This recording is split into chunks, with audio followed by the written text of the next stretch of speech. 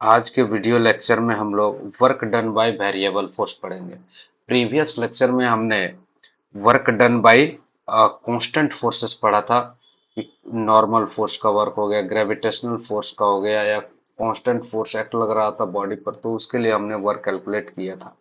देखिए आज की वीडियो लेक्चर में हम लोग work done by variable force means magnitude अगर चेंज हो रहा है फोर्स का या डायरेक्शन चेंज हो रहा है या दोनों चेंज हो रहा है, मैग्नीट्यूड और डायरेक्शन चेंज हो रहा है, तो ऐसे फोर्स का हम लोग वर्क डन कैलकुलेट करेंगे। या फोर्स रेक्टेंगुलर फॉर्म में दिया होगा तो उस समय वर्क कैसे कैलकुलेट करेंगे, वेरिएबल रेक्टेंगुलर फॉर्म में दिया है तो उसके लिए वर्क कैलकुलेट करना सीखेंगे।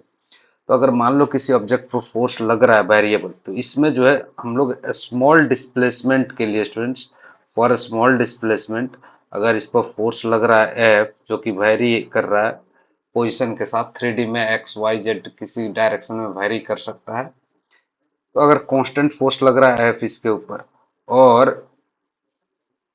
इसका मैग्नीट्यूड वेरी कर रहा है और डिस्प्लेसमेंट है small displacement D S suppose, तो छोटे से डिस्प्लेसमेंट के लिए हम लोग फोर्स क्या मान सकते हैं, कांस्टेंट मान सकते हैं। DS is very small students, 0.000, बहुत स्मॉल वैल्यू। अगर 1000 जीरो देने के बाद भी अगर 1 दे तो इतना छोटा है स्मॉल डिस्प्लेसमेंट, उसके लिए आप फोर्स क्या कांस्टेंट मान सकते हो।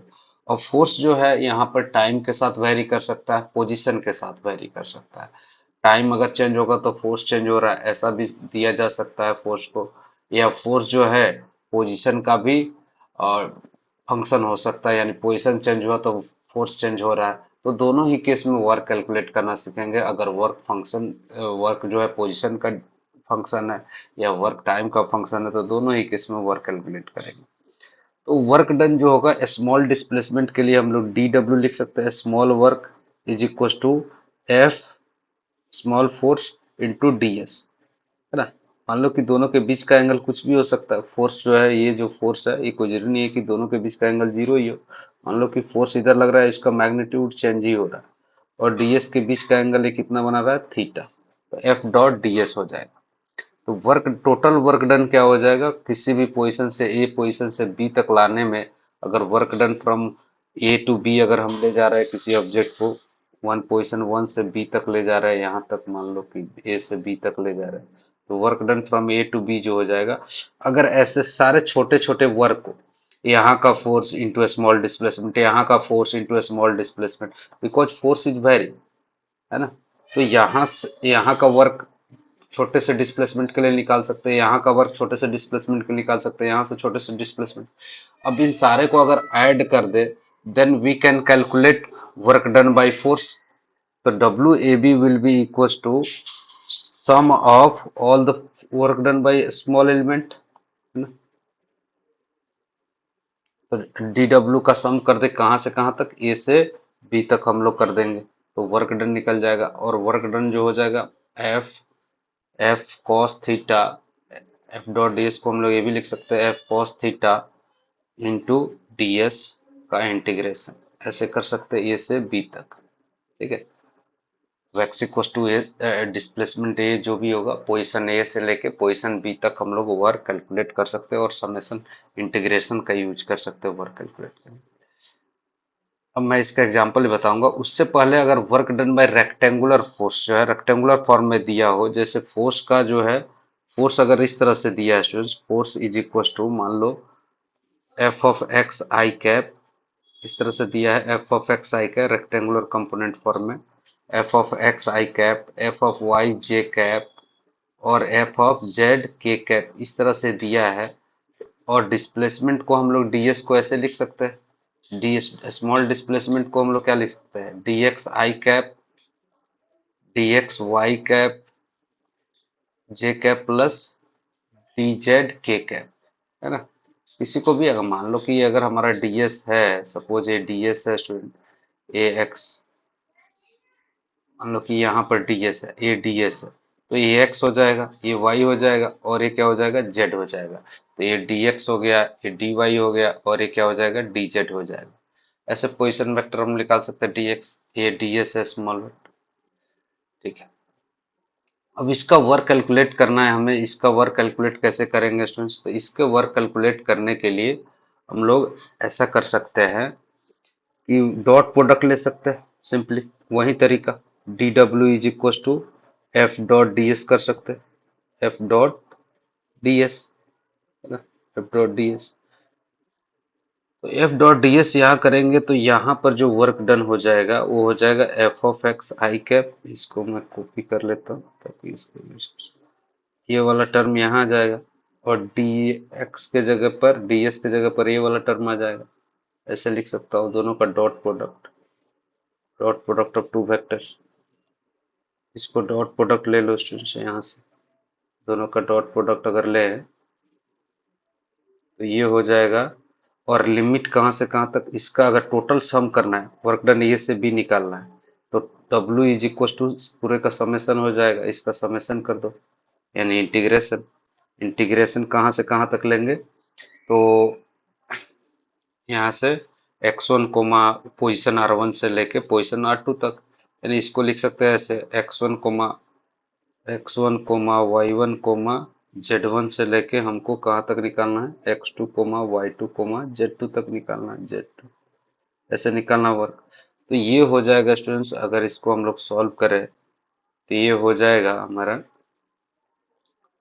यहाँ से F of x D x, मतलब फोर्स का कंपोनेंट अलोंग एक्स एक्सिस, और यहाँ से position of x1 to x2 ऐसे लिख सकते हैं, प्लस इसका डॉट प्रोडक्ट निकालेंगे तो इसका इसके साथ डॉट करेंगे तो F of Y D Y, F of Y D Y कहाँ से कहाँ तक, एक्स y1 से लेके y2 तक, प्लस अगर आपको निकालना है एफ जेड डी जेड का इंटीग्रेशन कहाँ से, y3 सॉरी जेड z1 से लेके z2 तक।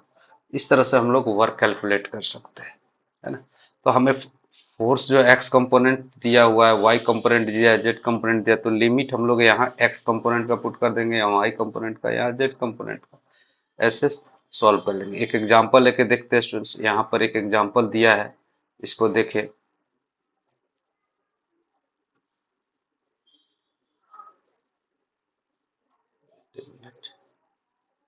एक एग्जांपल ऐसे दे रखा है कि object is displaced from position r1 is equal to 2y का प्लस 3g का, मतलब x कोऑर्डिनेट कितना दे रहा है, 2y कैप से j के 4 जा, मतलब x1 दिया है यहाँ पर, आप देखें तो x1 ये है और x2 ये है ना, और under the action of force इतना, फोर्स हमें दे रखा है ये, और पोजीशन जो दे रखा है R1, फोर्स गिवन है हमको ये वाला, और R2 से R1 वेरी कर रहा है, ये यहाँ से यहाँ R2 ऐसे वेरी कर रहा है स्टूडेंट। तो हम लोग वर्क डन कैसे कैलकुलेट करेंगे, अभी मैंने बताया कि वर्क डन जो हो जाएगा F W is equal to, W is equal to हम लोग लिख सकते हैं एफ डॉट डी एस का इंटीग्रेशन। तो वेक्टर फॉर्म में इसको ऐड करेंगे तो हम लोग अभी बताया कि मैंने f of x component of force along x axis into x का इंटीग्रेशन, लिमिट कहाँ x1 से x2 तक, plus component of force along Y axis into d Y का इंटीग्रेशन कहाँ से कहाँ तक, हम लोग इंटीग्रेशन कर लेंगे y1 से लेके y2 तक ऐसे, ठीक है। तो एफ ऑफ एक्स का वैल्यू हमें कितना दे रखा है, 3x² इंटू डी एक्स का इंटीग्रेशन, लिमिट x कहाँ से कहाँ वेरी कर रहा है, x1 जो हो रहा है 2 हो रहा है, और x2 जो हो रहा है 4 हो रहा है, प्लस यहाँ पर एफ ऑफ वाई का वैल्यू कितना दे रखा है, 2y डी वाई का इंटीग्रेशन, लिमिट कहाँ से कहाँ तक लगाएंगे, लिमिट हम लोग लगाएंगे y का वैल्यू जो है वो वेरी कर रहा है 3 से 6 तक, तो यहाँ 3 और 6 रख देंगे, और now you can solve.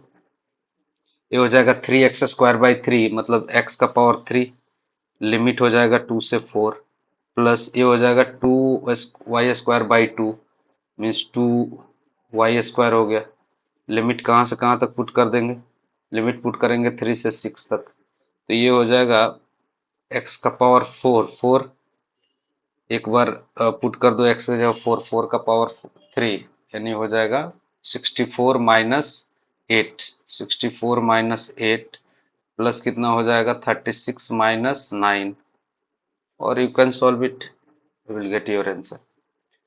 I think ये जो आ जाएगा ये 83 जूल आ जाएगा स्टूडेंट्स। सॉल्व कर लेना, 83 जो आ जाएगा। ठीक है,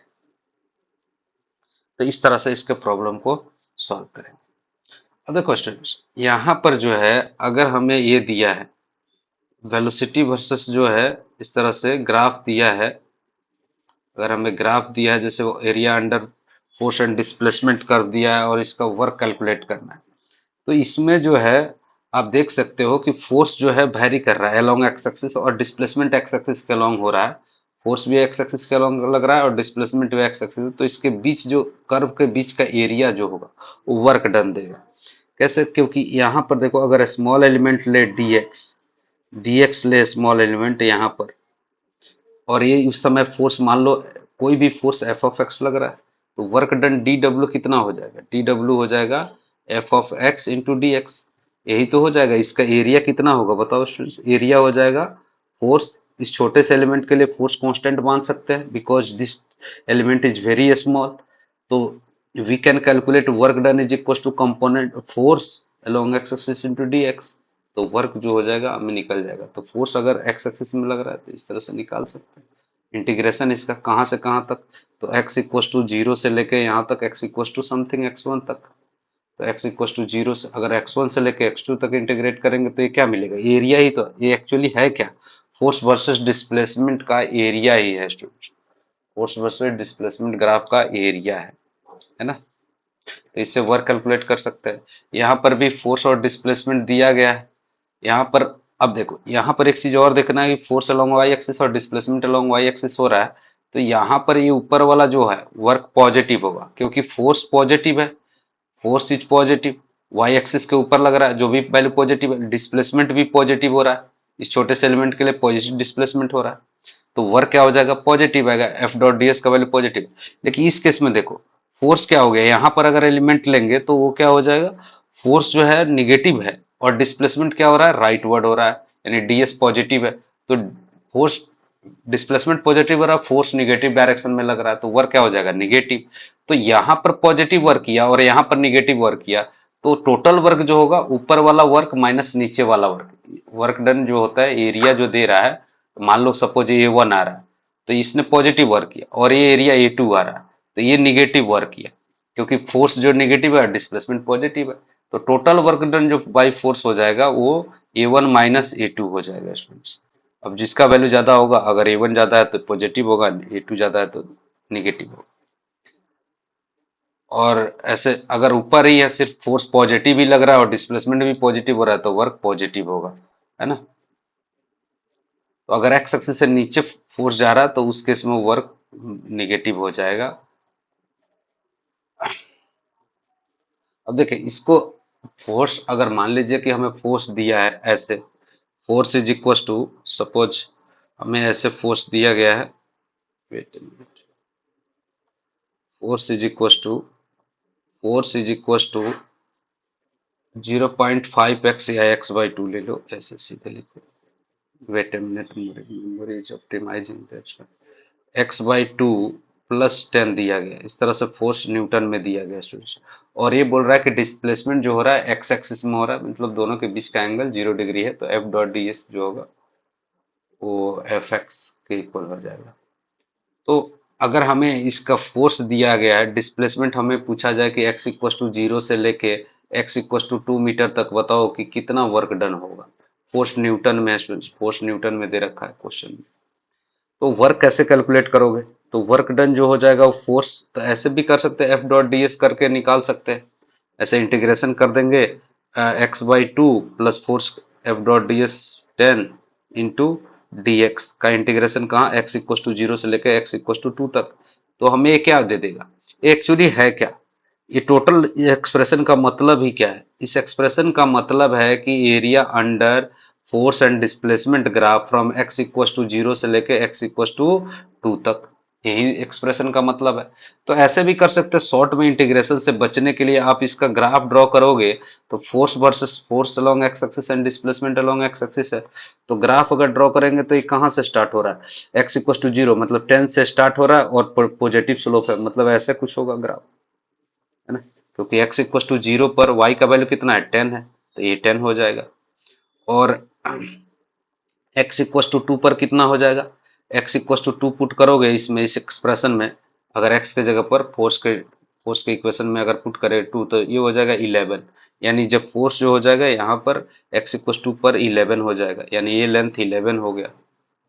तो एरिया निकाल सकते हो, इसका एरिया जो हो जाएगा, इसके अंदर का जो एरिया है स्टूडेंट्स, ये वाला जो एरिया है, ये हमें क्या दे देगा, area under force versus displacement graph will give work done. Force versus displacement graph, तो यहाँ पर वर्क डन जो हो जाएगा वो हाफ इंटू पैरेलल साइड का सम 10 प्लस 11 इंटू हाइट, हाइट कितनी है, तो इसकी हाइट ये है, ये लेंथ यानी 2, 2 से 2 कैंसिल हो गया, कितना आ गया 21 जूल, कितना आ गया 21, वर्क डन इतना हो गया। अच्छा, आप इसको इंटीग्रेट करोगे तो ऐसे ही आ जाएगा, एक्स स्क्वायर बाई 2 तो है, एक्स स्क्वायर बाई 4 हो जाएगा, प्लस 10x का लिमिट पुट कर दो, कहाँ से कहाँ तक, 0 से 2 तक।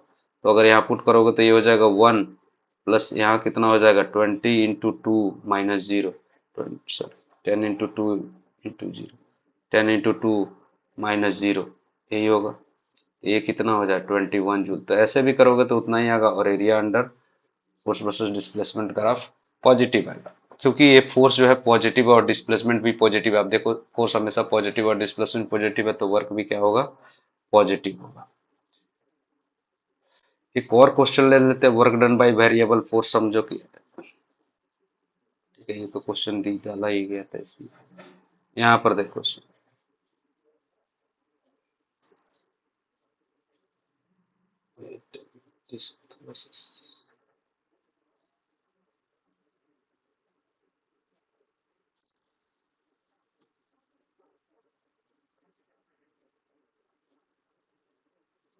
ठीक है।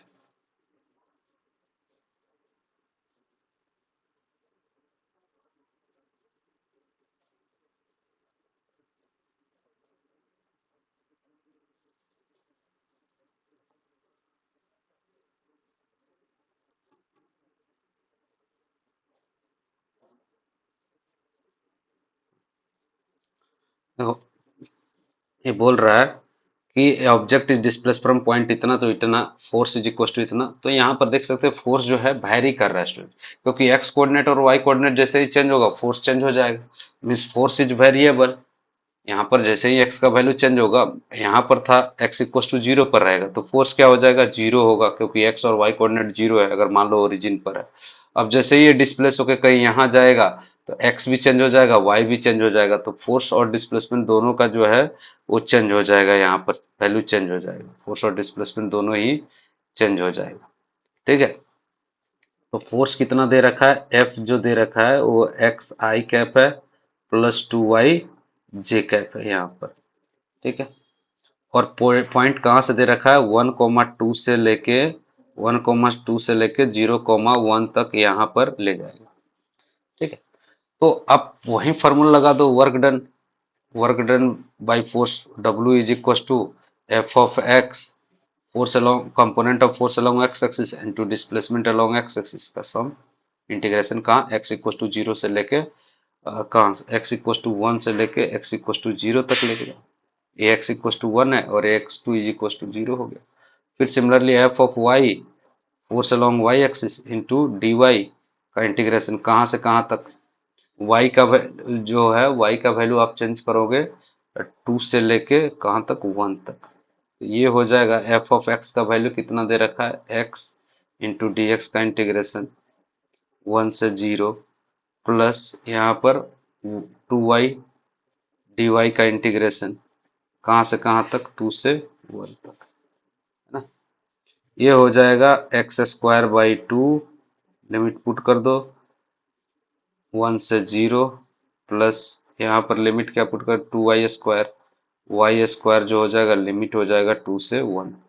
तो अगर इसका वैल्यू कैलकुलेट करेंगे तो ये आ जाएगा 1/2 प्लस 2 स्क्वायर, 1 का स्क्वायर माइनस 2 का स्क्वायर, तो ये माइनस आ जाएगा, तो 0 का स्क्वायर ये -1/2 -3, तो ये -3.5 हो जाएगा, -3.5 जूल हो जाएगा। तो इस तरह से आप वर्क डन कैलकुलेट कर सकते हो students, work done by force हम लोग कैलकुलेट कर सकते हैं। अगर मान लो कि स्टूडेंट्स फोर्स जो है टाइम के साथ वेरी कर रहा है, जैसे इस क्वेश्चन में देखें तो ये फोर्स जो है टाइम के साथ वेरी कर रहा है, ये फोर्स जो है टाइम के साथ वेरी कर रहा है, तो इसको कैसे कैलकुलेट करेंगे? फोर्स अगर टाइम के साथ वेरी कर रहा है तो इसका वर्क डन कैसे कैलकुलेट करेंगे? तो अगर हम लोग देखें तो हम लोग को तो फॉर्मूला स्टैंडर्ड पता है, d W is equal to क्या होता है, एफ डॉट डी एस होता है, एफ डॉट डी एस। यहाँ डिस्प्लेसमेंट एक्स एक्सिस का तो dx भी लिख सकते हैं, यहाँ dx displacement along x axis है तो ये dx लिख लेते हैं, ठीक का इंटीग्रेशन कहाँ से कहाँ तक, तो हम लोग जो है हमसे यहाँ टाइम का लिमिट दे रखा है, यहाँ हमारा वेरिएबल क्या है, x ले रखा है हमने, लेकिन यहाँ टाइम का फंक्शन है स्टूडेंट्स, तो हमें फोर्स को टाइम का फंक्शन रखना पड़ेगा, डिस्प्लेसमेंट को टाइम का फंक्शन रखेगा, तभी हम टाइम का लिमिट रख सकते हैं t1 से लेकर t2 तक, क्योंकि हमें टाइम दे रखा है, find out work done by force in 2 second. तो अब यहाँ पर आप देखो लिमिट जो है वो टाइम के फॉर्म में है, तो हमें ये भी करना पड़ेगा कि हमें फोर्स को टाइम के फॉर्म में पुट करें, जो कि तो दिया ही हुआ है, लेकिन हमें डिस्प्लेसमेंट को टाइम के फॉर्म में रखना पड़ेगा। तो कैसे लिख सकते हैं? फोर्स तो हमें पता है कि 10t लग रहा है, इस पर हमें पता है कि फोर्स जो है 10t लग रहा है, तो आप पुट कर दोगे 10t, लेकिन dx तो 10t में नहीं है ना स्टूडेंट्स, तो यहाँ जो है जो वेरिएबल होगा वही यहाँ वेरिएबल बनाना पड़ेगा, उसका इंटीग्रेशन करने के लिए हमें dx लेना पड़ेगा। तो अब क्या करें, तो 10t है, तो यहाँ dx को हम लोग क्या लिख सकते हैं, dx is equal d x by d t is equal to v होता है students, dx by d t is equal to v होता है, तो v dx is equal to हो जाएगा वेलोसिटी इंटू टाइम। देखिए सर वेलोसिटी नहीं दिया है, तो उसको निकाल लेंगे स्टूडेंट्स, उसको लिख लेंगे, तो 10t into we D T तो आ गया सर, अब तो हमें टाइम दोनों ही टाइम का फंक्शन आ गया, अब t इक्व टू जीरो से लेके t equal to 2 second put कर देंगे, यहाँ तक लिमिट पुट कर दे, लेकिन हमें v नोन नहीं है सर, v कहाँ से ले आए, v तो दिया ही नहीं है, तो हर हर समय वेलोसिटी चेंज हो रहा होगा, तो कैसे सॉल्व करें इसको? तो इसके लिए आपको स्टूडेंट्स आपको क्या करना पड़ेगा, आप क्या करें कि वेल आपको पता है कि force is equal to mass into acceleration होता है, फोर्स इज इक्वल टू क्या होता है, मास इंटू एक्सेलरेशन होता है, तो आप लिख सकते हो mass into acceleration d v by d t, mass into acceleration is equal to force 10t, तो ये 10 से 10 कैंसिल हो गया, तो dv इज इक्वल टू क्या आ गया, टी डी टी आ गया, टी डी टी। इंटीग्रेशन कहाँ से कहाँ, इनिशियली आई थिंक क्वेश्चन में रेस्ट में लिखा है क्या, independent a time dependent force is our block is shown in the figure, find out the work done by in 2 second. तो t इक्वल टू जीरो से मान लो इनिशियल वेलोसिटी जीरो था switch, है ना, ऑब्जेक्ट रेस्ट पर था, तो यहाँ से वेलोसिटी v हो गई, और यहाँ से इंटीग्रेशन हमें कर देंगे कहाँ से कहाँ तक, जीरो से t ले लेते हैं, वेरिएबल के फॉर्म में हमें निकालना है, तो जीरो से t ही ले लेते हैं क्योंकि हमें वेरिएबल फॉर्म, किसी टाइम पर हमें वेलोसिटी, ये वेलोसिटी क्या है, किसी टाइम पर वेलोसिटी है, तो यहाँ पर v इज इक्व टू आ जाएगा T square by two, T square by two ही आएगा, हाँ क्वेश्चन नंबर 2।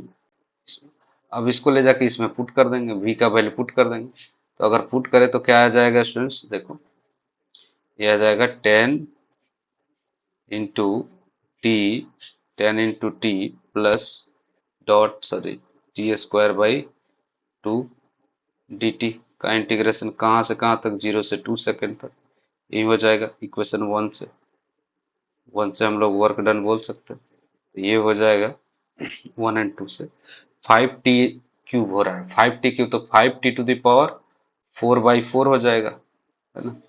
लिमिट कहाँ से कहाँ तक पुट कर देंगे स्टूडेंट्स, हम लोग पुट कर देंगे 0 से 2 सेकेंड तक, 0 से 2 सेकेंड तक, तो ये 2 के जगह पुट करेंगे तो कितना हो जाएगा 16, 4 हाँ 16, 16 हो जाएगा, 16/4 4 कैंसिल हो जाएगा, तो 20 जूल हो जाएगा, 20 जूल।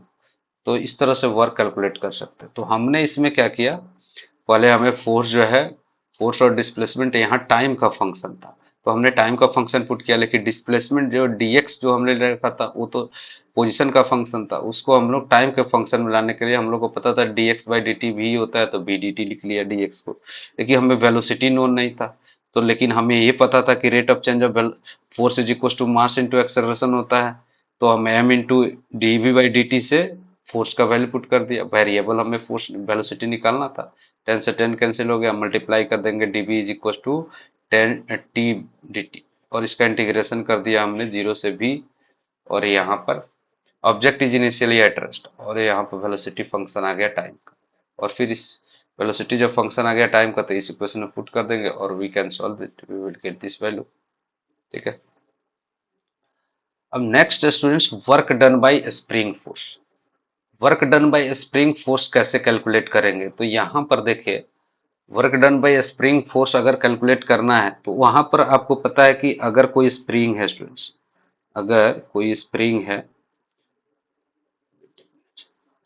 है ऐसे,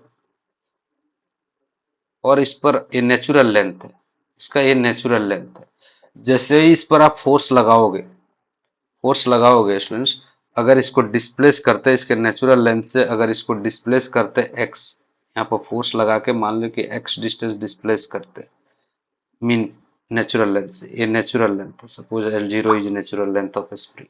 तो जब तक ये नेचुरल लेंथ में रहता है स्प्रिंग, कोई फोर्स नहीं लगाता स्टूडेंट्स। आप इलोंगेट करते हो तो कोई फोर्स नहीं लगाता। लेकिन अगर जैसे जैसे एक्स को इलोंगेट करोगे, जितना एक्स को इलोंगेट करोगे, फोर्स उतना ज्यादा होता जाएगा स्टूडेंट्स। फोर्स का स्प्रिंग अप्लाई, आपका भी फोर्स को बढ़ाना पड़ेगा। स्लोली अगर ले जाना है, सपोज स्लोली अगर धीरे धीरे धीरे धीरे यहां तक ले आना है स्लोली, तो अपना भी फोर्स बढ़ाना पड़ेगा, क्योंकि स्प्रिंग का भी फोर्स बढ़ता जाएगा। जैसे हम किसी स्प्रिंग को इलोंगेट करते हैं तो क्या होता है कि हम जैसे जैसे बढ़ाते जाते हैं, फोर्स को बढ़ाना पड़ता है हमें, फोर्स को बढ़ाना पड़ता है। तो वैसे ही जैसे जैसे एक्स बढ़ेगा फोर्स बढ़ेगा, यानी फोर्स जो है, स्प्रिंग फोर्स जो होता है वो किसके इक्वल होता है? माइनस के एक्स के लिए, minus k x, where x is displacement of change in length, x is change in length from natural length, x क्या है? Natural length. तो अगर हम यहाँ पर अगर ओरिजिन माने तो इससे अगर इधर डिस्प्लेस करेंगे पॉजिटिव डायरेक्शन में, तो फोर्स किधर लगेगा? निगेटिव डायरेक्शन में, क्योंकि इस पॉइंट पर ऑब्जेक्ट जो है स्प्रिंग इधर फोर्स लगाएगा, इस पर कितना फोर्स लगाएगा स्प्रिंग? के एक्स के इक्वल लगाएगा।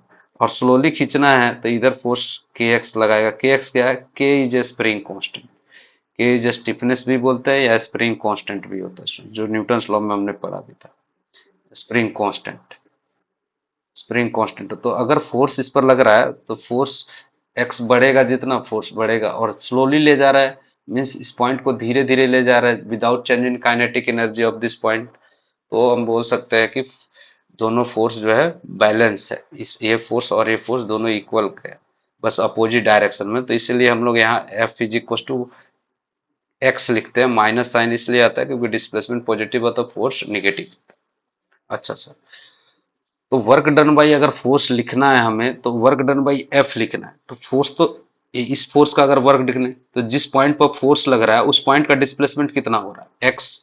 तो किसी, क्योंकि फोर्स वेरिएबल है तो हम लोग को work done F dot D x का इंटीग्रेशन यूज करना पड़ेगा वर्क डन निकालने के लिए, बिकॉज फोर्स इज वेरिएबल। क्योंकि जैसे ही एक्सचेंज करोगे यहाँ लाओगे तो अपने फोर्स को बढ़ाना पड़ेगा। ये फोर्स वेरिएबल है स्टूडेंट्स, कांस्टेंट नहीं है। अगर स्लोली ले जाना है तो फोर्स को भी आपको एडजस्ट करते ले जाना होगा। ओके, तो फोर्स इज इक्वल टू हो जाएगा के एक्स, मैग्नीट्यूड इसका किसके इक्वल होगा? के एक्स के इक्वल होगा, मैग्नीट्यूड तो के एक्स के इक्वल होगा, इंटू डी एक्स का integration. Work done by F पूछ रहे थे, work done by F, spring का फोर्स माइनस के एक्स होगा क्योंकि अपोजिट डायरेक्शन, लेकिन इस फोर्स का वैल्यू तो पॉजिटिव ही है, इतना ही मैग्नीट्यूड का राइट वर्ड है। तो यहाँ पर के एक्स हो जाएगा, इसका लिमिट अगर हम लोग पुट कर सकते हैं 0 से लेके मान लो एक्स तक, किसी भी एक्स तक, तो वर्क डन क्या हो जाएगा? हाफ एक्स स्क्वायर बाई 2 हो जाएगा इंटीग्रेशन, एक्स डी एक्स का इंटीग्रेशन एक्स स्क्वायर बाई 2 हो जाएगा, एक्स स्क्वायर। तो यहाँ पर हमने इतना वर्क किया, हमने जो फोर्स एक्सटर्नल जो एजेंट था इसको जो खींच रहा था स्टूडेंट्स, वो इस पर इतना वर्क किया, लेकिन सर ये दिख रहा है कि इसमें तो एनर्जी बढ़ी ही नहीं। जब फोर्स लगाया तो हम लोग जैसे किसी ब्लॉक को पुश करते हैं तो या तो वेलोसिटी घटते हैं, जैसे साइकिल से जा रहा है दोस्तों, पीछे से धक्का देते हैं तो उसकी एनर्जी बढ़ती है, उसकी वेलोसिटी बढ़ती है। लेकिन अगर पीछे की तरफ खींचते हैं तो वेलोसिटी घटती है।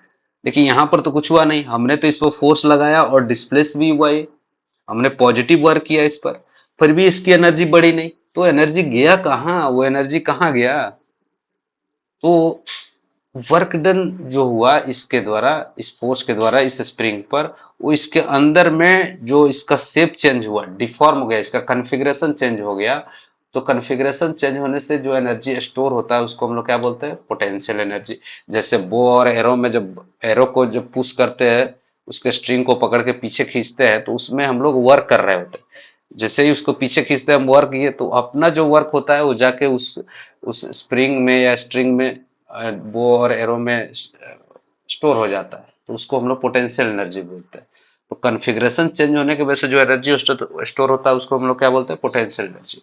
जैसे टॉय कार होता है, टॉय कार में हम लोग क्या करते हैं, की को ट्विस्ट करते हैं, तो उसमें एक स्पाइरल स्प्रिंग होता है, वो उसका अपना कॉन्फ़िगरेशन चेंज कर लेता है, उस एनर्जी को स्टोर कर लेता है। जैसे ही वो फ्लोर पर हम रखते हैं वो कार मूव करने लगती है, फिर वो जो है अनवाइंड होता है, यानी फिर से रिगेन करता है अपना शेप, और पोटेंशियल एनर्जी काइनेटिक एनर्जी में कन्वर्ट होने लगती है। तो यहाँ पर भी जो हमने वर्क किया, रेजेंट ने जो वर्क किया, तो इसमें स्टोर हो गया, और वही वर्क किसके इक्वल हो जाता है, पोटेंशियल एनर्जी का। तो work done by external agent जो हो जाएगा वो किसके इक्वल हो जाएगा, चेंज इन पोटेंशियल एनर्जी के इक्वल हो जाएगा। यानी ये पोटेंशियल एनर्जी जो जितना ये एजेंट ने वर्क किया स्लोली, लेकिन ध्यान रखना कि स्लोली जितना वर्क किया without change in kinetic energy में, इस एजेंट ने जो वर्क किया वो एनर्जी इसके स्प्रिंग में कन्फिग्रेशन चेंज होने यानी पोटेंशियल एनर्जी के फॉर्म में स्टोर हो गया। तो पोटेंशियल एनर्जी जो हो जाएगा वो हाफ के एक्स स्क्वायर हो जाएगा स्टूडेंट्स। इस स्प्रिंग का पोटेंशियल एनर्जी क्या हो जाएगा, हाफ के एक्स स्क्वायर हो जाएगा। ठीक है, पोटेंशियल एनर्जी हाफ के एक्स स्क्वायर। अब ये जो है, अब मैं पूछूं कि स्प्रिंग ने इस वॉल पर कितना वर्क किया। स्प्रिंग जितना इस पर्सन पर फोर्स लगा रहा होगा उतना ही इस एंड पर भी लगा रहा है, इस वॉल पर भी फोर्स लगा रहा है। अगर कोई पूछे work done by spring on wall कितना होगा, तो वॉल ने कोई वो स्प्रिंग ने वॉल पर कोई वर्क नहीं किया। क्यों? क्योंकि जिस पॉइंट पर ये फोर्स लग रहा है students, उस पॉइंट का डिस्प्लेसमेंट ही नहीं हो रहा, वॉल का डिस्प्लेसमेंट ही नहीं हो रहा है, तो वर्क डन बाय फोर्स क्या हो जाएगा, जीरो। ठीक है, तो यहां पर हमारा इस तरह से हम लोग वर्क कैलकुलेट कर ले। अब हमसे ये पूछा जाए कि वर्क डन बाय स्प्रिंग कितना होगा, वर्क ने इस मैन पर कितना वर्क किया। अगर एजेंट जो खींच रहा था इसको, जो भी अप्लाई कर रहा था, work done by spring on agent, तो वर्क डन बाय फोर्स, अगर मैं पूछूं work done by force, work done by spring force on man कितना होगा, ऑन मैन, मैन पर इसने कितना वर्क किया, है ना। तो मैन पर तो ये फोर्स लगा रहा है मैन पर इधर, और मैन का डिस्प्लेसमेंट किधर हो रहा है, फोर्स लग रहा है मैन पर इधर, और मैन का डिस्प्लेसमेंट एक्स इधर हो रहा है। तो वर्क डन कितना हो जाएगा, अगर ये मैन होता तो इसका मान लो कि ये हैंड है ना, तो इस हैंड पर फोर्स लग रहा है इधर की तरफ के एक्स लग रहा है, और डिस्प्लेसमेंट मैन का हो रहा है इधर डी एक्स। तो वर्क डन क्या हो जाएगा, निगेटिव। वर्क डन क्या हो जाएगा, negative work done by man force, work done by spring on man. तो इस पर जो वर्क होगा वो हो जाएगा minus k x into D x. अच्छा, ऐसे भी लिख सकते, माइनस के आगे 180 डिग्री है, तो के एक्स डॉट डी एक्स अगर करेंगे तो minus 180 degree, cos 180 degree minus हो जाएगा। तो ये माइनस सीधे लिख देता हूँ, minus k x into D x का integration, work done by spring on man, work done by spring on man हो जाएगा, जीरो से लेके एक्स तक करेगा तो ये हो जाएगा माइनस हाफ के एक्स स्क्वायर, यानी वर्क डन बाय मैन जो हो जाएगा वो हो जाएगा निगेटिव। इतना हो गया। ठीक है, अब यहाँ पर एक सवाल होता है, सर अगर मान लो कि इनिशियली एक्स किसी ने स्ट्रेच कर दिया, अब वहां से 2x या 3x डिस्टेंस पर स्ट्रेच करेंगे तो वर्क डन कितना होगा। वहां से अगर x या 2x डिस्टेंस पर अगर स्ट्रेच करें तो वर्क डन कितना होगा। जैसे मान लो कि एक सिचुएशन दे दिया है, यहाँ पर स्प्रिंग जो है ऑलरेडी मान लो कि x डिस्टेंस स्ट्रेच हो गया है ना, ये नेचुरल लेंथ है और x डिस्टेंस किसी ने स्ट्रेच कर दिया। अब यहाँ से और स्ट्रेच कर रहा है कोई, इसको स्ट्रेच करके 2x तक ले गया, यहाँ से 2x तक स्ट्रेच कर दिया, इतना तो स्ट्रेच हुआ था x, और स्ट्रेच कर दिया 2x। तो अब कितना मैंने वर्क किया और इसमें कितना एनर्जी स्टोर हुआ, पोटेंशियल एनर्जी कितना हुआ, है ना, एनर्जी कितना स्टोर हो गया। तो work done initial potential energy कितना हो जाएगा, वर्क डन बाय मैन, यहां से यहां तक जो वर्क किया वो इनिशियल पोटेंशियल एनर्जी, और यहां से यहां तक वर्क जो किया वो फाइनल पोटेंशियल एनर्जी होगा। तो वर्क डन बाय स्प्रिंग हम लोग अगर निकाले तो कितना मैन कितना हो जाएगा, वर्क डन बाय मैन कितना हो जाएगा, हमें x1 से लेके x2 तक हमें निकालना है मान लो यहाँ तक। और जितना एजेंट वर्क करेगा इस पर, जितना ये एजेंट वर्क करेगा उतना ही पोटेंशियल एनर्जी होगा, है ना। अच्छा सर, तो वर्क डन बाय मैन निकालने के लिए हम लोग क्या करेंगे, एफ डॉट डी एक्स कर देते हैं, उसका इंटीग्रेशन कहाँ से कहाँ तक, तो एक्स से लेके टू एक्स तक। हमें यहाँ से यहाँ तक वर्क निकालना है कितना मैन ने किया, तो एक्स से लेके टू एक्स तक लेके गया। और फोर्स का वैल्यू किसके मैग्नीट्यूड के हुआ, हम लोग स्प्रिंग पर वर्क निकाल रहे हैं, वर्क डन बाय स्प्रिंग निकाल रहे हैं।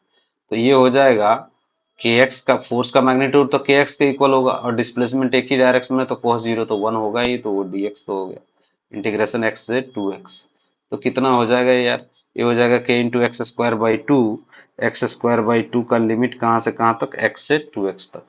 तो ये हो जाएगा four X square by two minus X square by two, यानी three by two x square, three by two x square. तो इतना वर्क डन बाई मैन हो जाएगा, work done by agent on spring.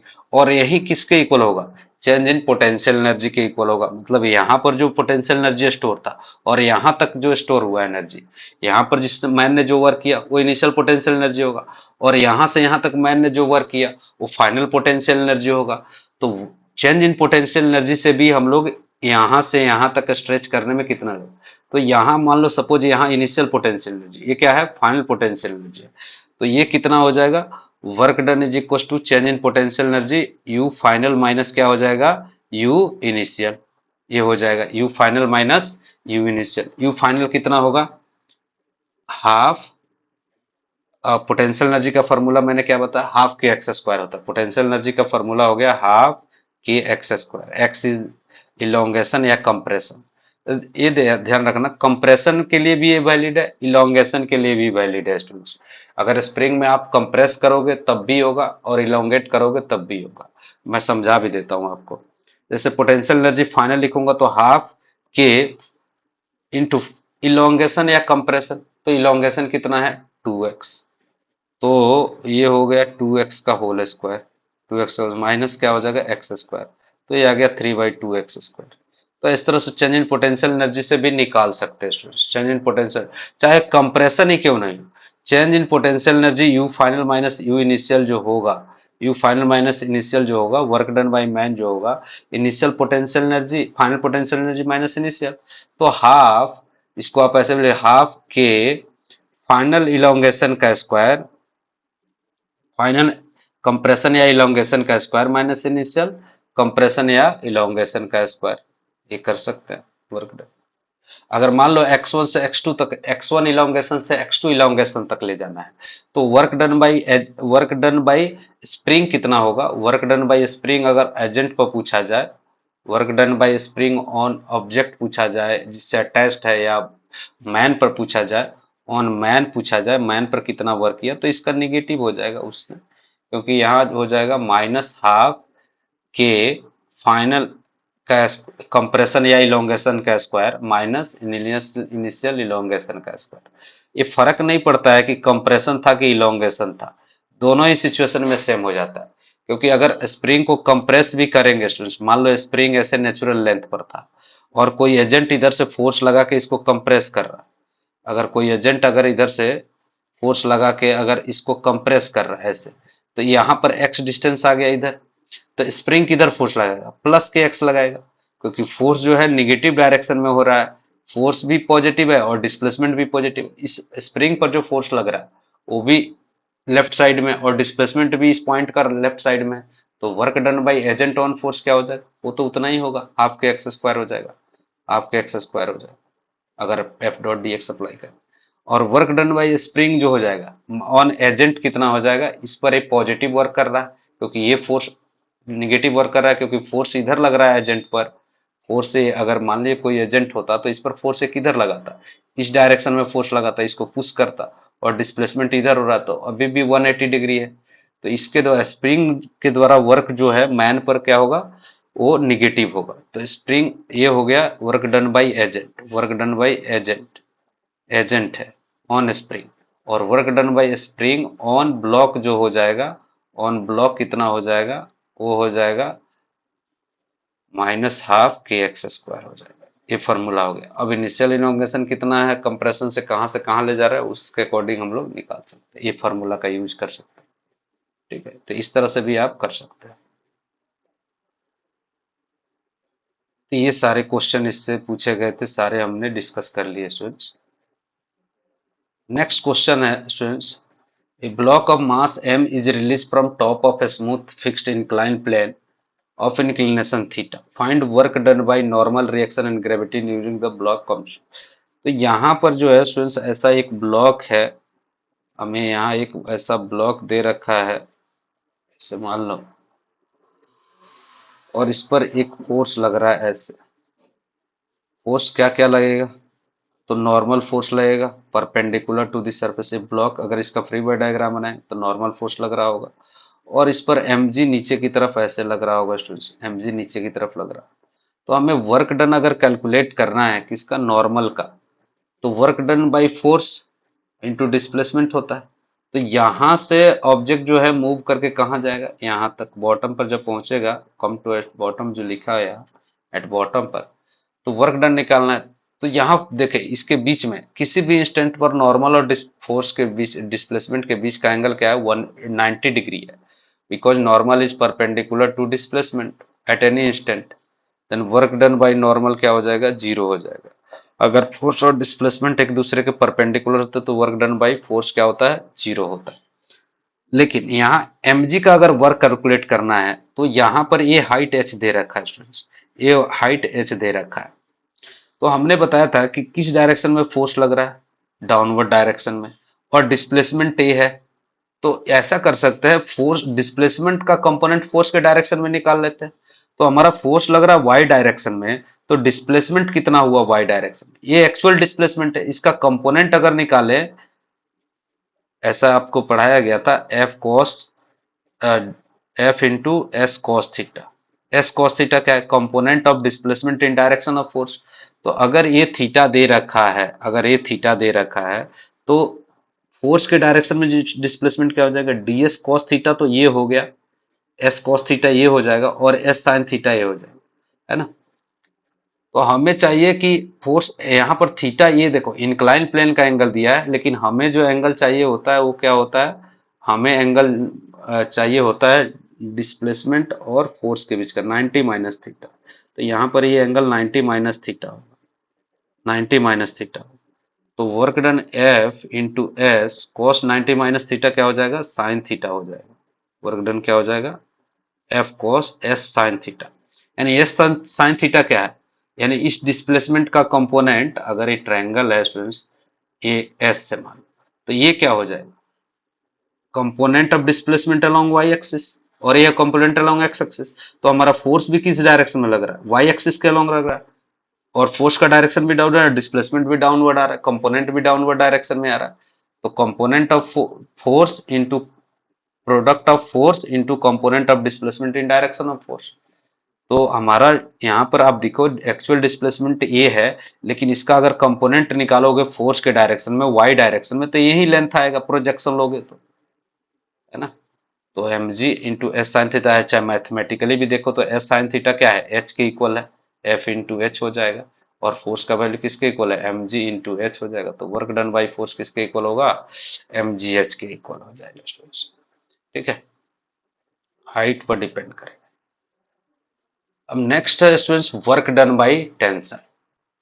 Work done by tension में हमने थोड़ा बहुत आपको बताया था कि अगर यहाँ पर कोई पेंडुलम है स्टूडेंट्स, ऐसे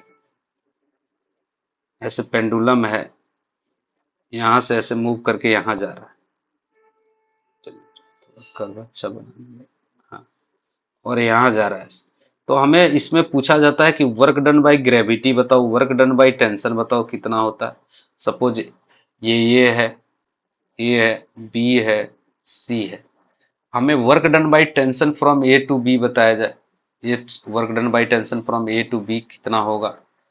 तो यहां पर अगर आप देखोगे स्टूडेंट्स, तो डिस्प्लेसमेंट और जो है फोर्स परपेंडिकुलर है एक दूसरे के। यहाँ पर डिस्प्लेसमेंट, स्मॉल डिस्प्लेसमेंट देखो, डीएस जो हो रहा है इस डायरेक्शन में हो रहा है, इस इंस्टेंट पर यहाँ टेंशन ऐसे लग रहा है, तो इन दोनों के बीच का 90 डिग्री है।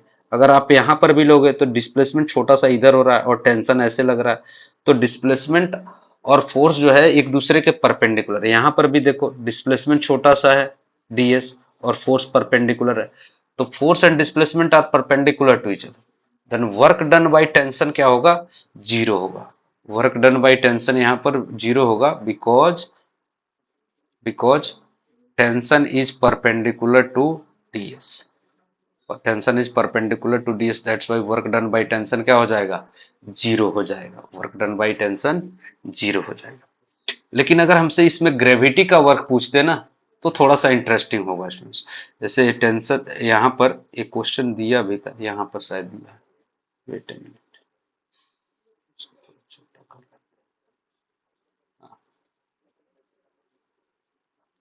अगर हमें वर्क डन बाय टेंशन पूछा जाता है इस केस में,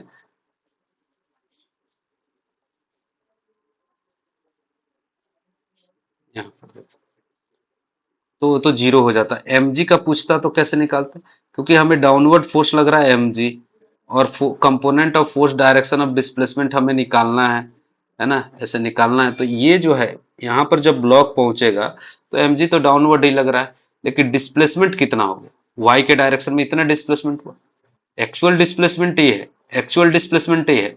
लेकिन हमें क्या चाहिए, force into component of displacement in direction of force. Work का डेफिनेशन तो यही होता है, कम force into component of displacement in direction of force. तो हमें ये वाई चाहिए कैसे भी निकालना, क्योंकि फोर्स डाउनवर्ड डायरेक्शन में लग रहा है और डिस्प्लेसमेंट भी वाई डायरेक्शन में ही हो रहा है। फोर्स अगर वाई डायरेक्शन में, component of displacement in direction of force क्या हो जाए, वाई डायरेक्शन में आएगा।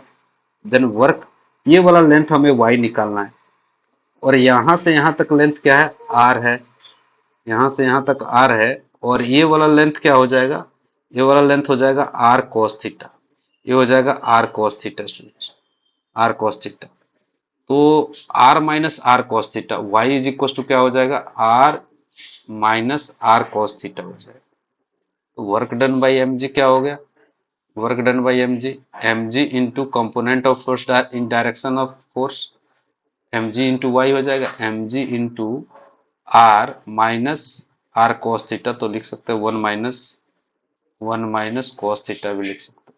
You can calculate like this also, you can calculate work done by gravity, है ना। अब जब ऊपर जाएगा, ऊपर जब जाएगा यहां से तो डाउनवर्ड फोर्स लग रहा है, लेकिन डिस्प्लेसमेंट जो हो रहा है वो किस डायरेक्शन में हो रहा है, ऊपर के डायरेक्शन में, वाई डायरेक्शन में हो रहा है, लेकिन ऊपर हो रहा है, फोर्स लग रहा है डाउनवर्ड और डिस्प्लेसमेंट वाई डायरेक्शन में, वाई डिस्टेंस ऊपर हो रहा है, तो वर्क क्या हो जाएगा, निगेटिव हो जाएगा। तो work done B to C अगर निकालोगे, work done B to C by gravity, तो वो हो जाएगा एम माइनस एम जी into R one minus cos theta, same ही होगा बस उल्टा हो जाएगा, ठीक है, ये हो गया। अब देखो ऐसे भी इसमें क्वेश्चन पूछा जाता है, एक क्वेश्चन है स्टूडेंट्स यहाँ पर देखे तो वर्क डन बाई, अगर हमसे पूछा जाए वर्क डन बाई टेंशन निकालो कितना होगा, यहाँ पर इस सिचुएशन में हमसे अगर पूछा जाए कि वर्क डन बाई टेंशन बताओ कितना होगा, तो कैसे कैलकुलेट करोगे। यहाँ पर टेंशन का अगर वर्क कैलकुलेट करो, पहले ग्रेविटी का कैलकुलेट करते हैं, work done by gravity on 10 KG block, 10 KG block और 2 मीटर आता है, तो 10 फोर्स कितना लग रहा है इधर, 10 जी नीचे लग रहा है, और डिस्प्लेसमेंट भी 2 मीटर डाउनवर्ड हो रहा है, तो work done by gravity on 10 KG block जो हो जाएगा, 10 केजी ब्लॉक जो हो जाएगा वो कितना हो जाएगा, 10 इंटू जी इंटू टू, पॉजिटिव हो जाएगा, यानी 200 जूल हो जाएगा।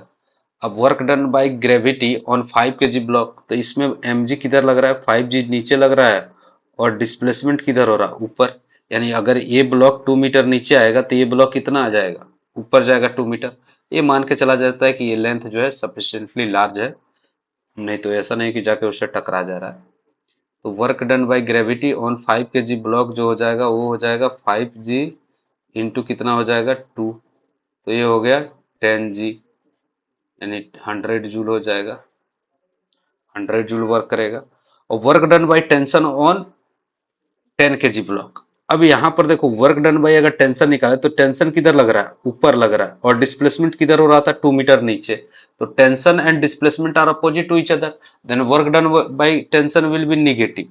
यहाँ पर टेंशन का वर्क जीरो नहीं होगा स्टूडेंट्स, एक, बिकॉज टेंशन और डिस्प्लेसमेंट नेगेटिव और अपोजिट डायरेक्शन में, तो माइनस टेंशन का वैल्यू कितना हो जाएगा वो निकालना पड़ेगा, टी डॉट 2 मीटर हो जाएगा, टी डॉट 2 मीटर। लेकिन टेंशन निकालने का पहले निकालना पड़ेगा टेंशन कितना होगा, तो टेंशन का फॉर्मूला जो होता है वो 2m1m2 divide by m1 plus m2 into G होता है, m1 प्लस m2 इंटू जी, या आप न्यूटन्स लॉ ऑफ मोशन से लगा सकते हो, 10g - t is equal to m a, और यहाँ हो जाएगा t - 5g is equal to 5a, यहाँ 10a हो जाएगा। दोनों को सॉल्व करोगे तो यही फॉर्मूला आएगा, उसमें एक्सप्रेशन निकाल के उसमें पुट करोगे तो टेंशन का फॉर्मूला यही आएगा, तो फालतू में उतना मेहनत क्यों करें।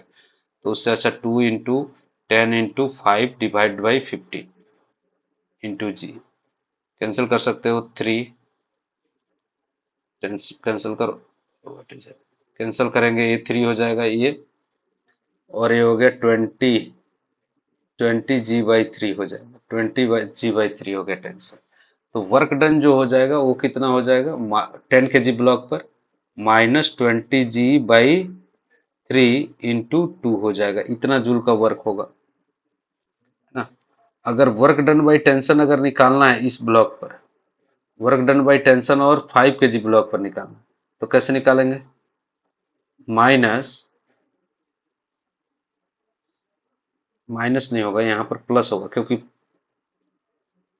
टेंशन ऊपर लग रहा है और डिस्प्लेसमेंट भी इसका ऊपर हो रहा है।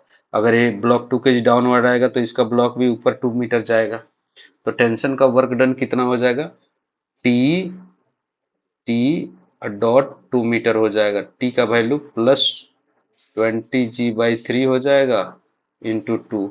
तो यहाँ पर देखो, वर्क डन बाई टेंशन, अगर total work done by tension on system देखेंगे, टोटल ये तो 10 kg ब्लॉक पर हो गया, टेंशन ने 10 kg ब्लॉक पर कितना वर्क किया, निगेटिव वर्क किया, टेंशन ने 5 kg ब्लॉक पर पॉजिटिव वर्क किया, तो total work done by tension on system कितना हो जाएगा, 0 हो जाएगा, क्योंकि दोनों को ऐड करोगे तो क्या हो जाएगा, 0। Total work done by tension कितना होगा, total work done by tension 0 हो जाएगा, total work done by tension.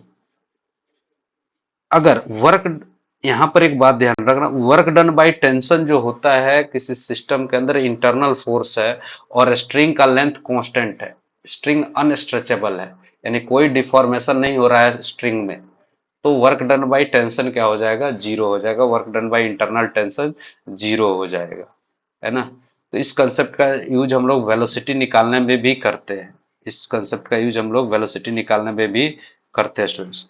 तो यहाँ पर स्टेटमेंट लिखा भी हुआ है, आप देख सकते हैं, net work done by tension is 0, work done by internal tension that is tension along the system acting with in the system, system के इंटरनल टेंशन होना चाहिए, सिस्टम के अंदर टेंशन है, on the system is always 0, इस system पर always 0 होगा if the length remain constant, length अगर स्ट्रेचेबल होगा, जैसे मान लो कि कोई इसमें स्प्रिंग है तो उस केस में नहीं लगा सकते, आप नहीं बोल सकते कि वर्क डन बाई टेंशन 0 होगा, या कोई स्ट्रिंग खुद स्ट्रेचेबल हो तो उस केस में वर्क डन नहीं जाएगा। जैसे बो और एरो में क्या होता है, एरो जो स्ट्रिंग होता है स्ट्रेच होता है, तो उसमें आप जो वर्क बोलोगे कि टेंशन का वर्क 0 हो जाएगा, ऐसा नहीं है, वहां पर टेंशन का वर्क 0 नहीं होगा। लेकिन अगर जैसे एक पुल्ली का क्वेश्चन है स्टूडेंट्स, पुल्ली में जो है वर्क डन एक पूछा भी जाता है इसमें हमसे, कि अगर एक का वेलोसिटी नोन है, velocity velocity of V A है, मान लो इसका वी ए मान लेता हूँ,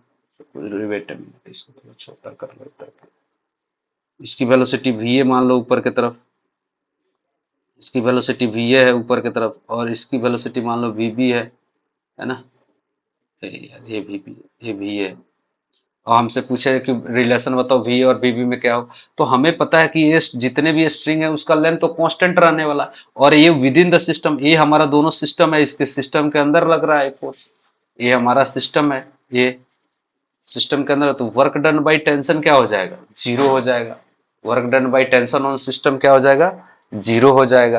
तो आप देख सकते हो, इस पर अगर मान लेता हूं कि ये टेंशन टी है, अगर इसमें टेंशन टी लग रहा है तो इसमें कितना होगा, टी होगा, तो इसमें कितना हो जाएगा, 2t, इक्विलिब्रियम में है, ये इक्विलिब्रियम में, ये 2t हो जाएगा, ये कितना हो जाएगा, ये 4t हो जाएगा, क्योंकि 2t इधर भी लग रहा है, 2t इधर भी लग रहा है, 4t हो जाएगा, और ये 4t हो गया, तो ये कितना हो जाएगा, ये भी 4t हो जाएगा, ये तो 2t है, ये 4t हो जाएगा, ये हो जाएगा 4t,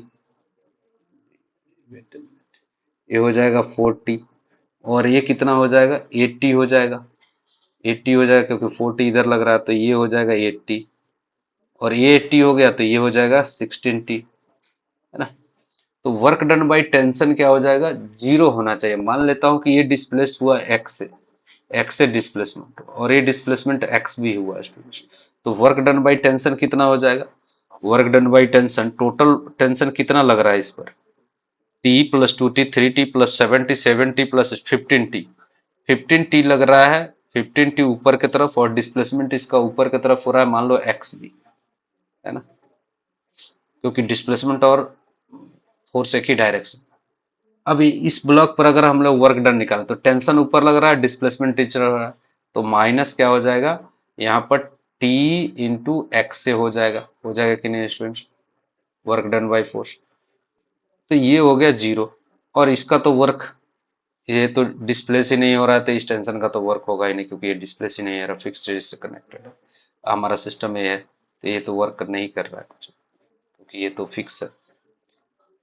तो यहाँ पर आ गया, टी से टी कैंसिल हो जाएगा, क्योंकि इंटरनल फोर्स है, तो जीरो हो गया, तो ये बोल सकते हैं 15x भी इज इक्व टू एक्स से, तो डिफ्रेंशिएट कर दे तो x से ये हो जाएगा velocity v A is equal to 15 v B. तो ये कांस्टेंट रिलेशन में वेलोसिटी रिलेशन निकालने के लिए या एक्सेलरेशन रिलेशन निकालने के लिए भी हम लोग यूज करते हैं। तो यहाँ पर आप बोल सकते हैं sum of T dot X is equal to क्या हो जाएगा, अगर स्ट्रिंग का लेंथ कांस्टेंट है, या टी डॉट भी बोल सकते हैं, अगर डिफ्रेंशिएट कर दे, टी डॉट भी जीरो होगा student, even T dot A भी जीरो होगा स्टूडेंट, टी डॉट ए का सम भी जीरो होगा। तो ये यूज किया जाता है, इस कंसेप्ट का यूज करते हैं हम लोग कांस्टेंट रिलेशन में, एक्सेलरेशन निकालने के लिए, दो बॉडी के एक्सेलरेशन को रिलेट करने के लिए, या वेलोसिटी को रिलेट करने के लिए, या पोजीशन को रिलेट करने के लिए हम लोग यूज करते हैं। ठीक है, अब नेक्स्ट है students work done by friction, work done by friction ही, हाँ, आज कर रहने देखे, बात कर ही लेते वर्क डन बाई फ्रिक्शन की। वर्क डन बाय फ्रिक्शन में देखे, दो तरह का फ्रिक्शन होता है, एक स्टैटिक फ्रिक्शन होता है, एक काइनेटिक फ्रिक्शन होता है। अगर दो ऑब्जेक्ट के बीच में रिलेटिव मोशन हो रहा है तो friction will be kinetic, and it will be opposite to relative velocity, है ना। और स्टैटिक फ्रिक्शन होता है जब दोनों के बीच में रिलेटिव मोशन, कंडक्टिंग सरफेस के बीच में अगर रिलेटिव मोशन नहीं हो रहा है तो force of friction will B static friction. तो यहाँ पर एक सिचुएशन दिया गया है स्टूडेंट्स, आपको वर्क निकालना है, यहाँ पर एक सिचुएशन दिया गया है जिसका वर्क कैलकुलेट करना है आपको। तो कैसे वर्क कैलकुलेट करोगे, कैसे वर्क कैलकुलेट करोगे, तो यहाँ पर देखिए स्टूडेंट्स, एक ब्लॉक है जो 10 के 100 न्यूटन फोर्स लग रहा है 10 kg ब्लॉक पर, और एक 10 kg ब्लॉक उसके ऊपर रखा है जिसके बीच कोफिशिएंट ऑफ फ्रिक्शन 0.5 है। तो यहाँ पर अगर हमसे वर्क पूछा जाए कि वर्क डन बाय फ्रिक्शन बताओ, हमसे क्या पूछा, वर्क अप्लाइड ड्यूरिंग फोर्स और डिस्प्लेसमेंट 2 मीटर। अगर 2 मीटर का डिस्प्लेसमेंट होता है, अगर इस पर 2 मीटर का डिस्प्लेसमेंट होता है तो वर्क डन कितना होगा। तो इसके लिए हम लोग क्या कर सकते हैं, वेट,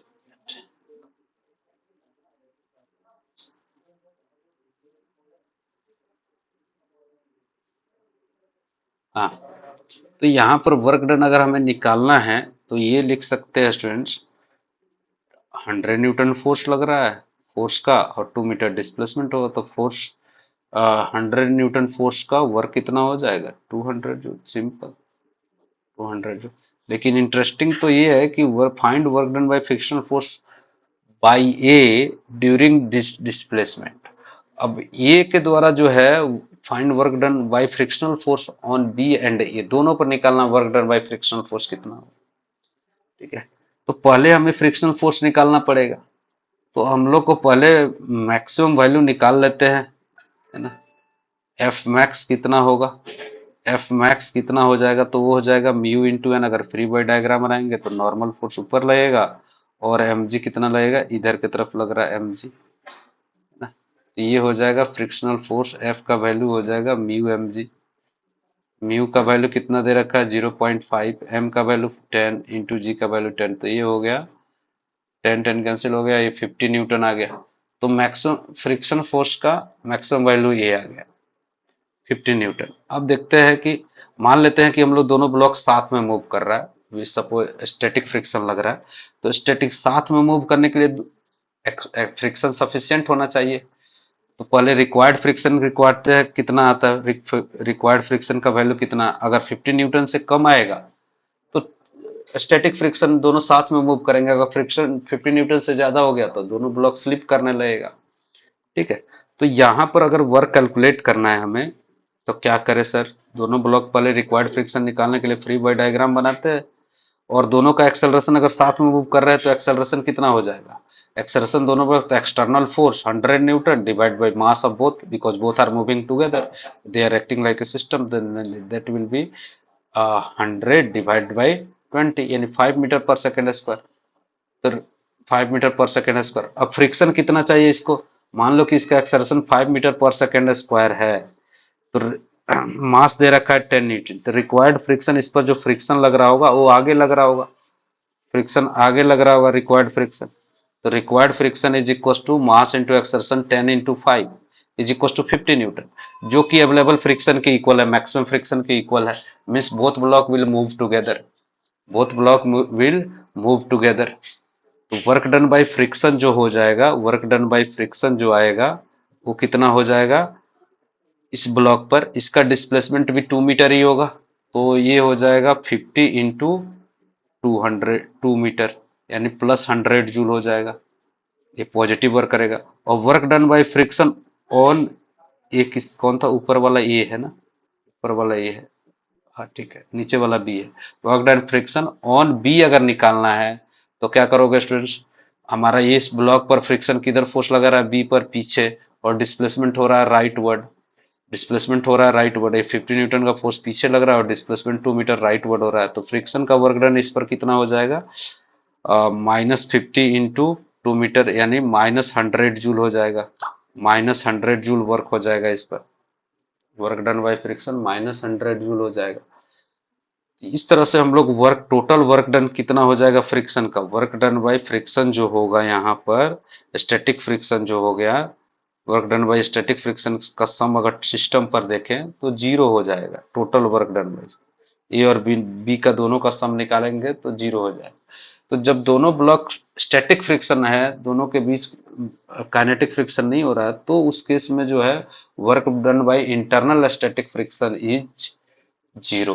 तो आप ये भी बोल सकते हैं work done by internal, system के अंदर अगर कोई स्टैटिक फ्रिक्शन लग रहा है और उसमें कोई रिलेटिव मोशन नहीं हो रहा है, तो in that case work done bye, total work done by internal force क्या हो जाएगा, zero. Work done bye static friction, static friction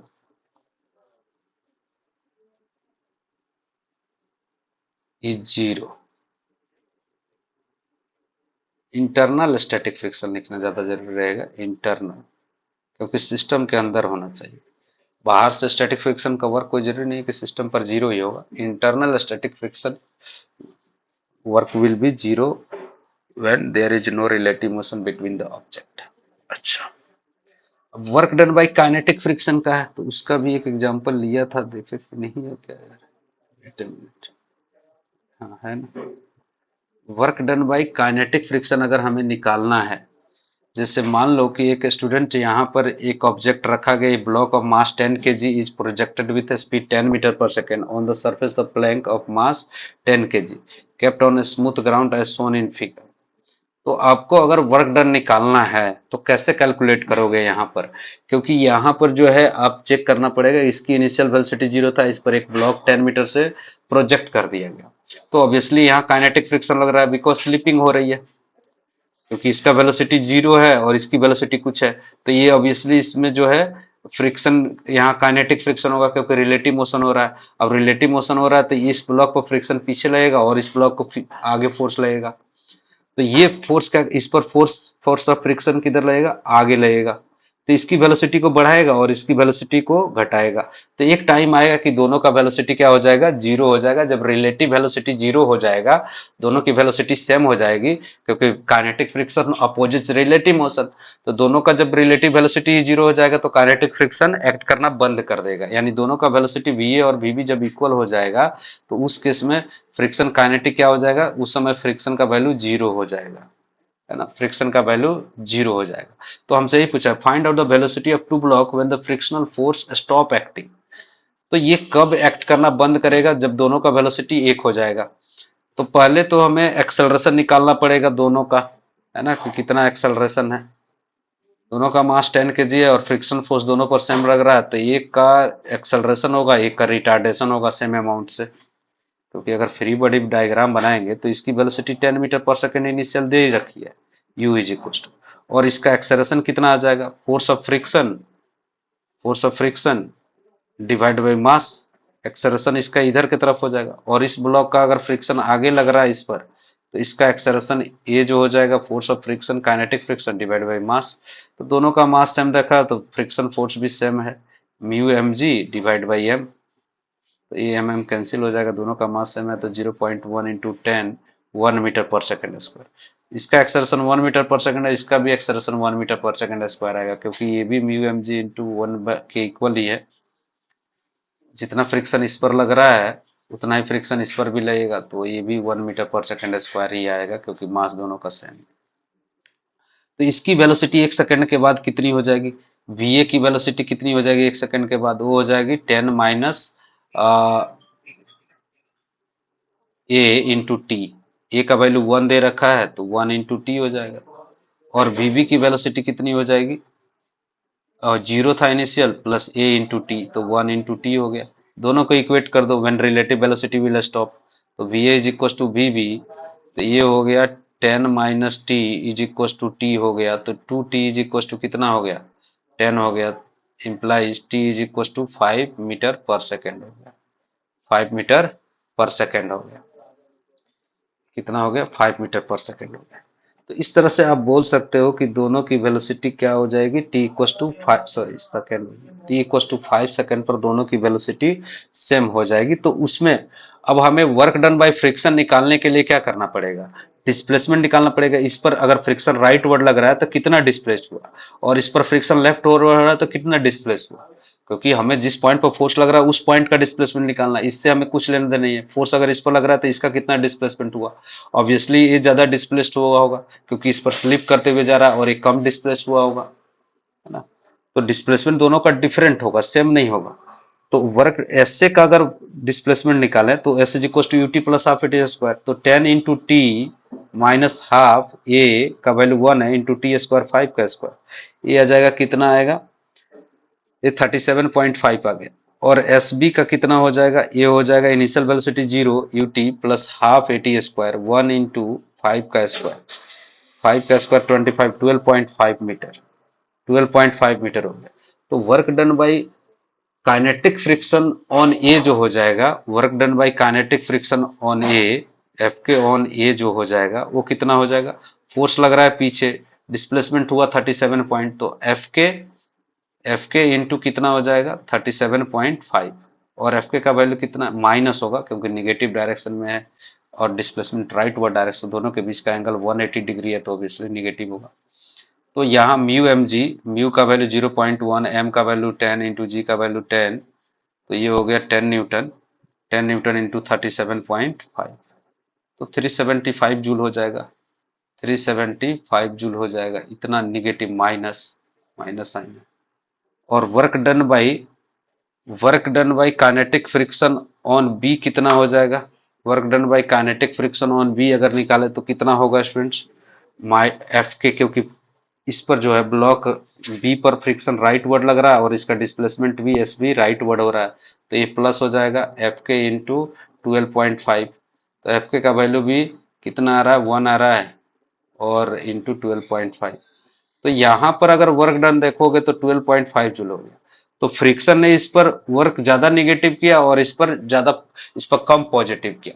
total work done by friction क्या हो जाएगा, निगेटिव आएगा। Work done by friction on system, work done by kinetic friction on system क्या हो जाएगा, निगेटिव आ जाएगा, है ना।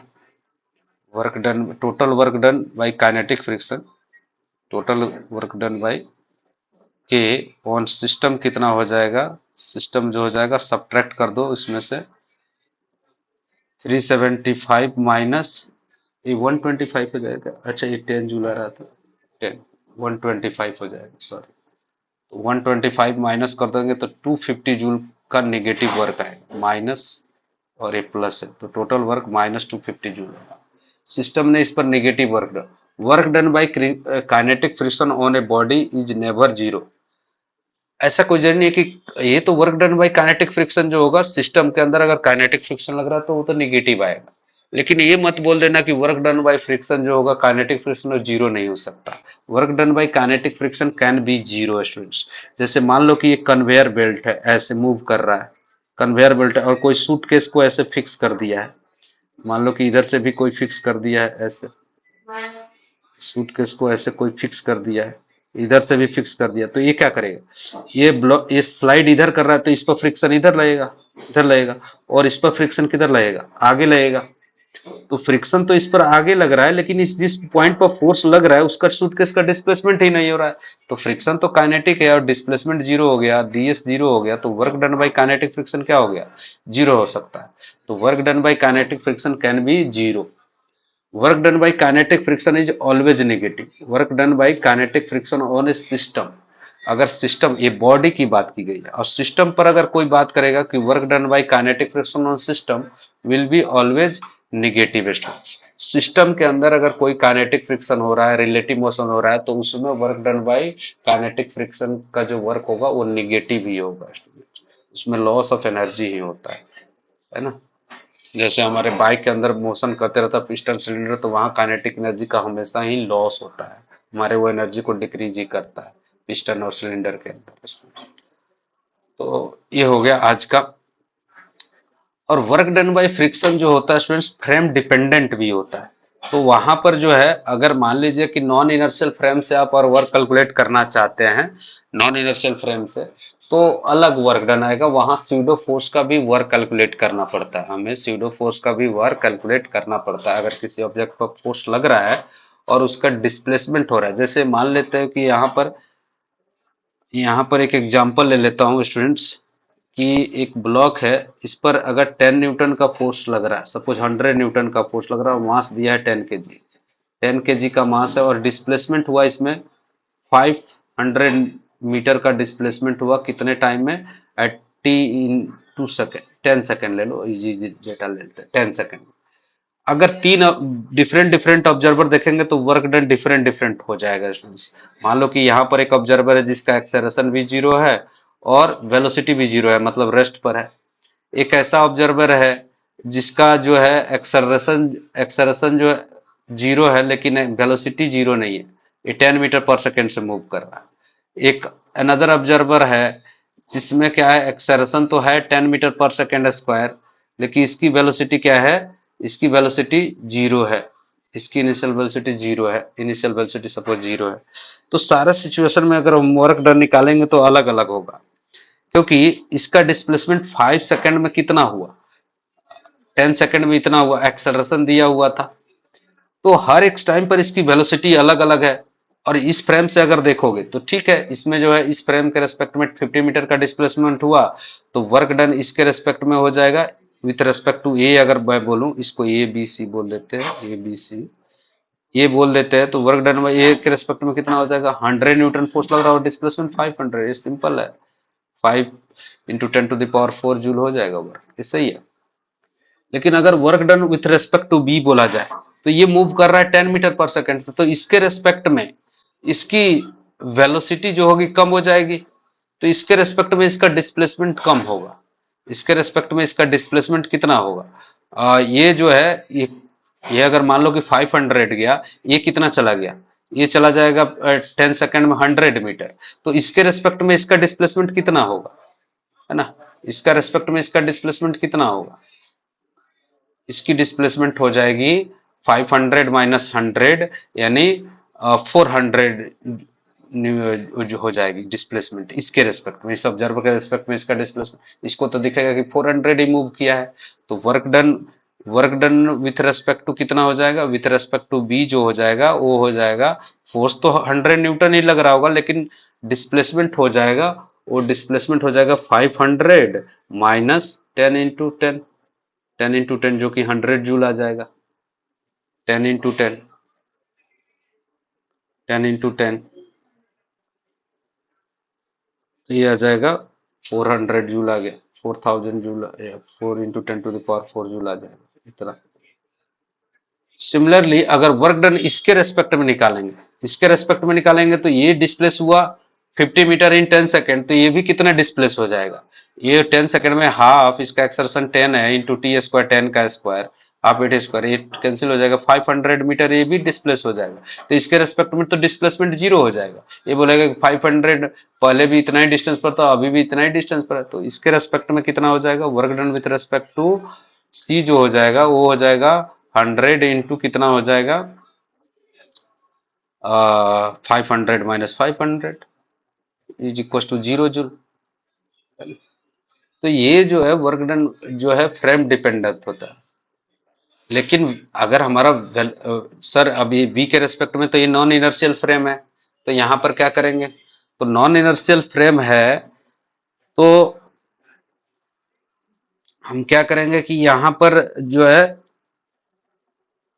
वर्क डन उसी के रेस्पेक्ट में निकालेंगे, तो काइनेटिक एनर्जी ऑब्जेक्ट का उसी के रेस्पेक्ट में लेंगे। हम लोग ये भी जब वर्क एनर्जी थ्योरम चैप्टर पढ़ेंगे तो work done is equal to all forces equal to change in kinetic energy होता है। तो वर्क डन जो फोर्स का होगा वो ऑब्जेक्ट पर जो होगा, वो जिस फ्रेम से आप चेक कर रहे हो उसका वर्क डन, अगर कांस्टेंट वेलोसिटी से कोई ऑब्जेक्ट चल रहा है और उसी फ्रेम से आप वर्क डन कैलकुलेट कर रहे हो, तो आप काइनेटिक एनर्जी भी उसी के रेस्पेक्ट में लोगे, है ना। तो आज के लिए इतना, नेक्स्ट क्लास में जो है work done by internal forces work energy theorem chapter पढ़ेंगे और इस पर बेस्ड और भी बहुत सारे क्वेश्चन करेंगे स्टूडेंट्स। आज के लिए इतना ही। अगर वीडियो अच्छी लगे